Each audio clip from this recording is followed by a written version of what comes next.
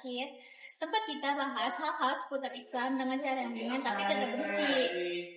Itu banget. Dan kali ini kita bakal ngobrolin salah satu sumber hukum Islam yang mungkin sering disebut tapi belum banyak orang yang paham, yaitu ijma. Nah, biar penjelasannya makin jelas, kita kedatangan dua narasumber nih teman-teman, yaitu teman kita sendiri, ada Zafi dan Akbar. Halo Siva, Rosid, terima kasih udah ngundang podcast kali ini, dan semoga setiap penonton yang lagi nonton podcast ini, semoga pemilihan kita obrolin di sini bisa bermanfaat buat semuanya ya. Senang banget bisa ikut diskusi di sini karena tema kali ini menarik banget. Ijma itu sedikit dianggap tambahan dalam hukum Islam, padahal perannya sangat besar. Kita mulai dari yang dasar dulu ya, Gavi. Ya, Rosid. Sebenarnya apa sih ijma dalam konteks hukum Islam? Nah, secara sederhana ijma itu adalah kesepakatan para ulama terhadap suatu sumber hukum Islam setelah wafatnya Nabi Muhammad SAW. Jadi ketika muncul suatu masalah baru yang tidak tertulis dalam dalil Al-Quran ataupun hadis, para ulama ini musyawarah dan mencapai kesepakatan bersama. Nah, kesepakatan bersama inilah yang dinamakan ijma.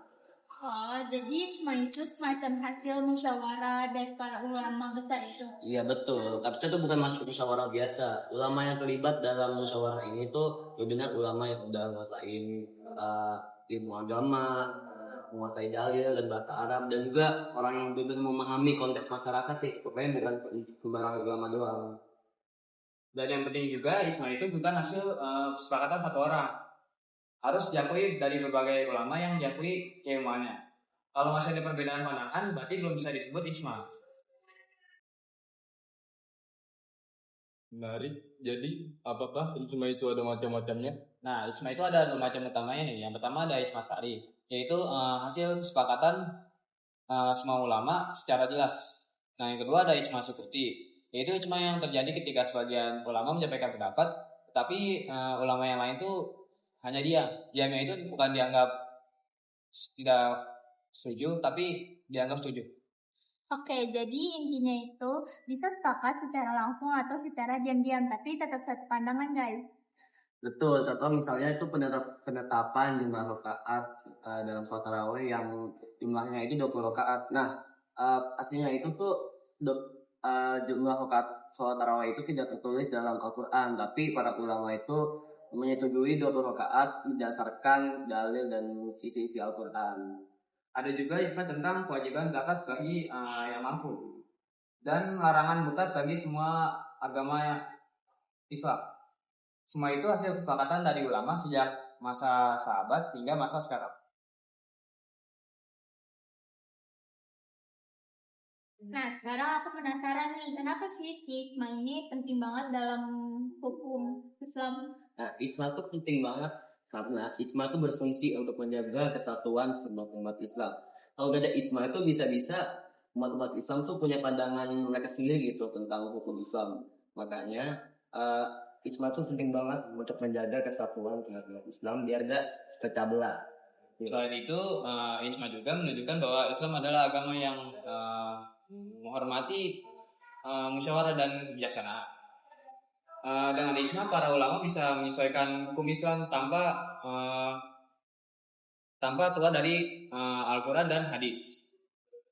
Jadi ijma itu semacam kayak jembatan agama dan realita kehidupan. Iya, tepat sekali, Rosid. Lewat ijma Islam tuh bisa tetap mengikuti zaman, jadi gak kaku lah. Jadi dia bisa terus berubah-ubah meskipun zamannya sudah berubah, tapi titik dasarnya itu tetap terjaga. Tuh.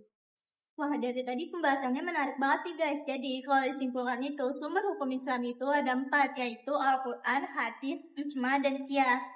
Betul tuh, dan posisi ijma ini dianggap penting banget karena bisa jadi tanggung jawab ilmiah para ulama untuk memastikan nilai-nilai hukum Islam sesuai dengan syariat-syariat Islam. Nah, dan buat kita sebagai generasi muda, kita juga wajib banget tahu tentang ilmu-ilmu ini supaya kalau kita bicara tentang agama, kita bukan cuma ikut-ikutan doang gitu ya. Kita juga harus tahu ilmu-ilmunya. Setuju, saya setuju. Karena memahami sumber hukum Islam bukan cuma soal tahu teorinya, tapi juga supaya kita bisa bersikap baik dan bijak, gak gampang salah paham soal ajaran Islam. Oke, terima kasih untuk Akbar dan Grafi yang udah sharing untuk hari ini. Semoga obrolan hari ini bisa menjadi pengingat buat kita semua bahwa ilmu itu penting, apalagi soal agama, guys. Amin amin ya rabbal alamin. Buat teman-teman yang udah dengerin, terima kasih karena sudah mendengarkan. Jangan lupa terus belajar dan terus mengikuti video kami. Sampai jumpa di episode selanjutnya. Sampai jumpa, Dadah. guys.